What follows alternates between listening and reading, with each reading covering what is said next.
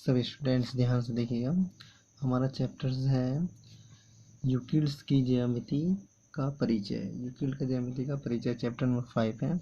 इसमें हम क्या समझेंगे, इसमें हम जो सीखने जा रहे हैं इसमें क्या होता है। इसमें जो लगभग 300 ईसा पूर्व मिस्र के जो है अलेक्जेंड्रिया के एक विख्यात गणित के शिक्षक यूक्लिड हुए थे। एक हमारे गणित के जो महान शिक्षक थे उसका नाम यूक्लिड था ना, क्या था, यूक्लिड।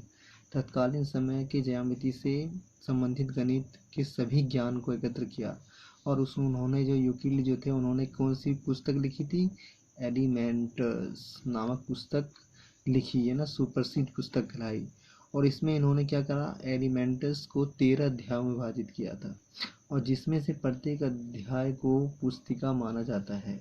पुस्तक अध्ययन में हम यूक्लिड्स की दृष्टिकोण से ज्यामिति परिभाषाएं, अभिग्रहित और अभिधारणाएं आदि का अध्ययन करेंगे। क्लियर। तो पहला पॉइंट आता है, यूक्लिड्स जो थे एक महान गणितज्ञ होने के नाते इन्होंने क्या डेफिनेशन दिया था, तो इसे आप ध्यान से देखिएगा। इसे आपको नोट डाउन भी करने हैं। क्या होता है यूक्लिड्स की अभिधारणाएं, ध्यान से समझिएगा।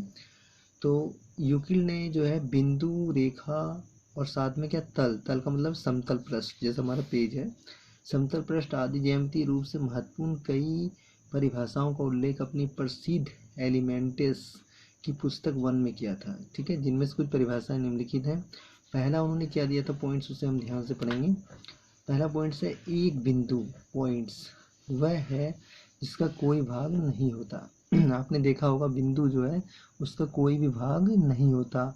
बिंदु क्या होता है, एक सूक्ष्म बिंदु है ना। बिंदु क्या होता है, बिंदु को एक सूक्ष्म बिंदु से निरूपित किया जाता है, परंतु उसका एक सूक्ष्म बिंदु भी कुछ ना कुछ बीमा होती है। लेकिन हम यूँ कह सकते हैं कि एक बिंदु जो है वह पॉइंट्स है जिसका कोई भी भाग नहीं होता। क्लियर। नंबर 2, एक रेखा चौड़ाई रहित होती है। तो रेखा जो होती है, जो लाइन हम खींचते हैं, जिसे बोलते हैं लाइन खींचते हैं, वो चौड़ाई रहित होती है। चौड़ाई रहित का मतलब होता है उसमें चौड़ाई नहीं होती है, बस केवल रेखा में क्या होती है, लंबाई होती है। क्लियर। एक रेखा के सिरे बिंदु पॉइंट्स होते हैं। अब आपने रेखा जब आप खींचेंगे तो दो बिंदुओं को आपस में मिलाने से क्या होता है, एक रेखा खींची जा सकती है। क्लियर। तो दो बिंदुओं को आपस में जब मिला देते हैं तो एक रेखा खींची जाती है। तो हम ये कह सकते हैं कि एक रेखा के सिरे, जो सिरे होते हैं ना, तो उसमें क्या होते हैं, सिरे बिंदु होते हैं, अर्थात एक प्रारंभिक सिरा एक अंतिम सिरा ना, बिंदु यानी दो बिंदु के मेल को जो है हम रेखा कहेंगे। तो क्लियर, रेखाओं के सिरे होते हैं, पॉइंट्स होते हैं। फोर्थ पॉइंट है, एक सरल रेखा वह रेखा है जो कि स्वयं पर बिंदु के बराबर रूप में निरूपित होते हैं। एक सरल रेखा वह रेखा है। अब मान लो कोई रेखा आपने खींच लिया जो कि स्वयं बिंदुओं के बराबर के रूप में स्थित होते हैं। कहने का मतलब ये है कि रेखा किसे कहते हैं, रेखा जो अनेक, ठीक है, बिंदुओं का क्या हो, समूह हो, यानी कि अनेक बिंदु, एक रेखा अगर हम खींचते हैं तो उस पर अनेक सूक्ष्म सूक्ष्म बिंदु जो है होते हैं। ठीक है, वो सूक्ष्म बिंदु को मिलने से तो रेखा बनती है। तो ये कहना चाह रहा है। नंबर 5, एक पृष्ठ वह है जिसका केवल लंबाई एवं चौड़ाई होती है। अब मान लीजिए पृष्ठ आपकी बात करते हैं, पृष्ठ मीन्स एक समतल भाग से, सरफेस से हमारा पेज है, इसमें क्या होता है, केवल लंबाई चौड़ाई होती है, मोटाई नहीं होती पेज में, है ना। तो केवल हम लंबाई और चौड़ाई ही देख लेते हैं सरफेस एरिया में। क्लियर।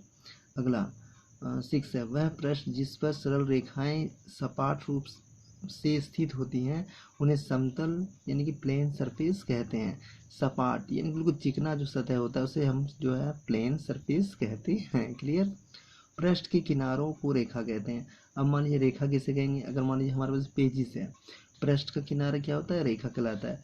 अब कोई पृष्ठ है, मान लीजिए ये पृष्ठ है आपके सामने, तो इसका किनारा क्या होगा, ये हमारा क्या है, ये किनारा ये हमारा रेखा है। क्लियर। तो आप समझ में आ गया होगा आपको बातें। अब यूक्लिड्स का जो है इतनी बातें आप नोट कर लेंगे। उसके बाद बात करते हैं अगला पॉइंट्स, यूक्लिड की अभिधारणा क्या होता है। यूक्लिड्स की अभिधारणा के अंतर्गत जो यूक्लिड्स ने जो 2 अभिधारणाएं प्रस्तुत किए थे। पहला है अभिधारणा। अभिधारणा क्या होता है, अभिधारणा शब्द का उपयोग उन कल्पनाओं के लिए किया जाता है जो विशेष रूप से ज्यामिति से संबंधित थी। वास्तव में अभिधारणा क्या होता है, कुछ तथ्यों पर आधारित होते हैं। ठीक है, तत्पश्चात उसकी सत्यता वैधता की जांच करते हैं और यदि वह सत्य, क्लियर है, तब अभिधारणा होगी अथवा नहीं होगी। क्लियर। तो आपको समझ आ गया होगा। और अभिग्रहित किसे कहते हैं, ऐसे आधारभूत तथ्य जो निर्विवाद रूप से सत्य मान लिए जाते हैं उसे अभिग्रहित कहलाते हैं। तो आपको ये भी ध्यान रखना, इस पॉइंट्स को नोट डाउन करने हैं। तो यहाँ समझ में आ गया होगा आपको बातें क्या कहते हैं, क्लियर है। तो इसके बाद फिर आगे और चलते हैं हम।